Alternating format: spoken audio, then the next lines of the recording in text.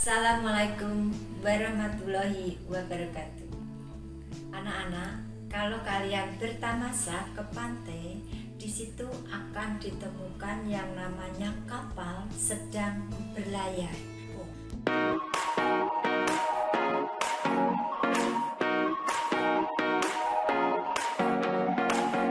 Pada pertemuan kali ini mempelajari tentang hukum Archimedes. Dan hukum Archimedes berbunyi, benda yang dicelupkan sebagian atau seluruhnya ke dalam zat cair akan mengalami gaya ke atas yang besarnya sebanding dengan berat zat cair yang dipindahkan. Hukum Archimedes hanya berlaku pada zat yang dinamakan fluida, yaitu zat cair dan gas.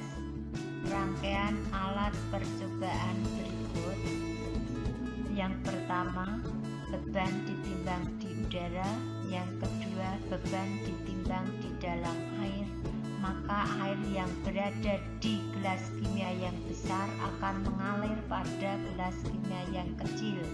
Sehingga dari sini dapat dirumuskan WBA sama dengan WBU dikurangi FA, yang mana FA adalah gaya apung.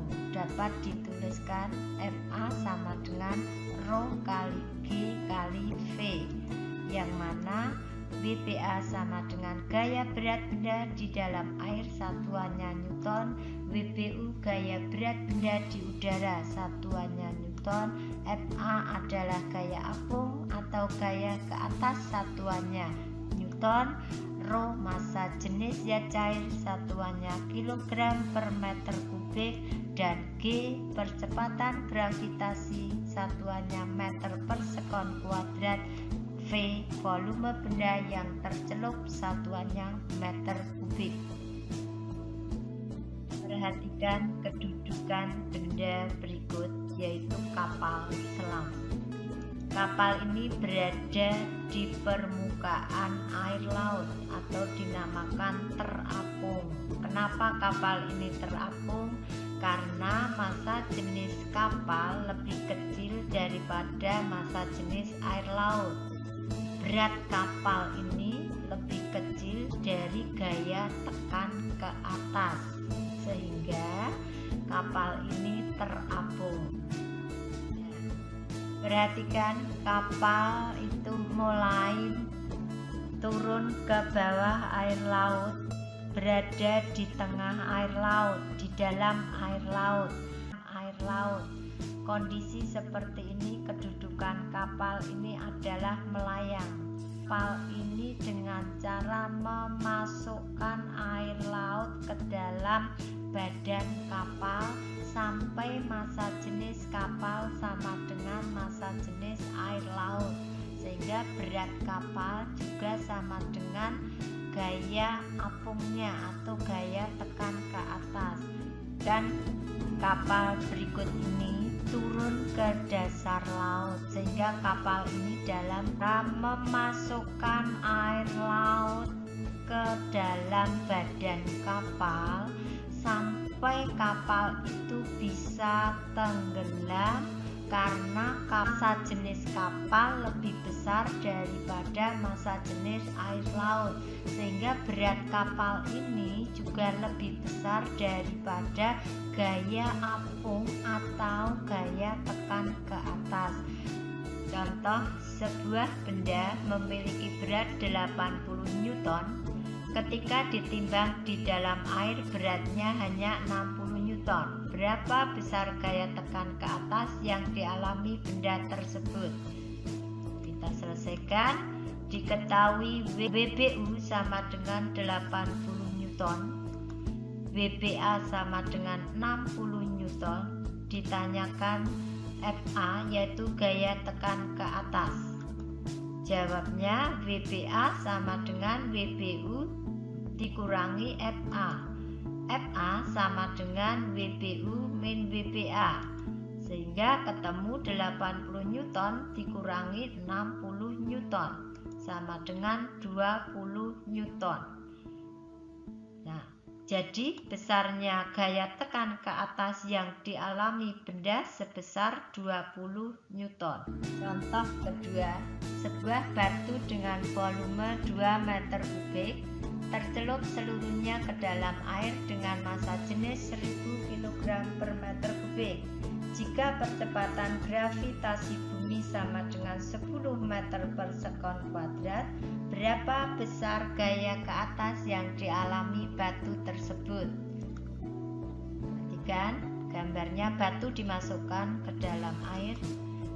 Kita selesaikan bersama. Diketahui volume batu sama dengan 2 meter kubik, massa jenis air 1000 kg per meter kubik, G sama dengan 10 meter per sekon kuadrat, ditanya FA. Kita jawab FA sama dengan Rho kali G kali V, yang mana FA sama dengan 1000 kg per meter kubik dikalikan 10 meter per sekon kuadrat kalikan 2 meter kubik, ketemu 20.000 Newton. Jadi besar gaya ke atas yang dialami oleh batu tersebut adalah 20 Newton. Contoh yang ketiga, sebuah benda terapung pada suatu yat cair dengan setengah bagian benda itu tercelup. Bila massa jenis benda 0,6 gram per cm kubik, berapa besar massa jenis yat cair? Kita selesaikan bersama.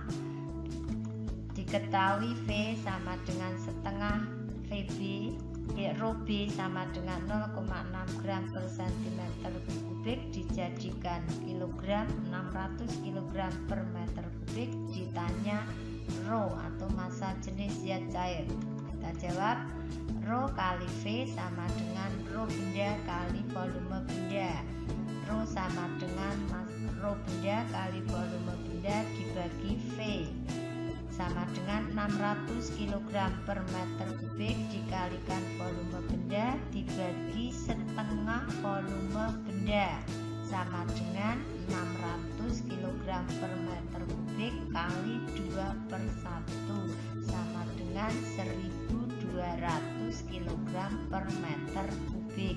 Jadi massa jenis zat cair tersebut sebesar 1200 kg per meter kubik.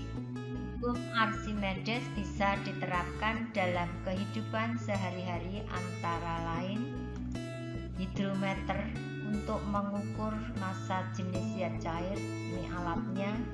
Yang kedua adalah jembatan Pongton, ini jembatan yang dibuat dari drim yang berjajar. Yang ketiga adalah kapal selam dan kapal laut, ini adalah prinsip kerjanya berdasarkan hukum Archimedes. Yang keempat adalah galangan kapal, ini untuk membantu kapal diangkat ke permukaan air. Dan yang kelima adalah balon udara.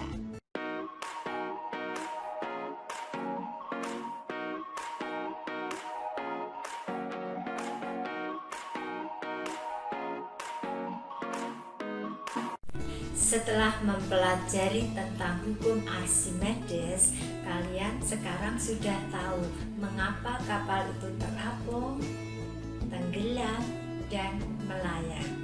Untuk lebih jelasnya, kerjakan soal-soal yang berada pada deskripsi video ini. Jika menemui kesulitan, bisa ditanyakan kepada Ibu Guru. Saya akhiri. Wassalamualaikum warahmatullahi wabarakatuh.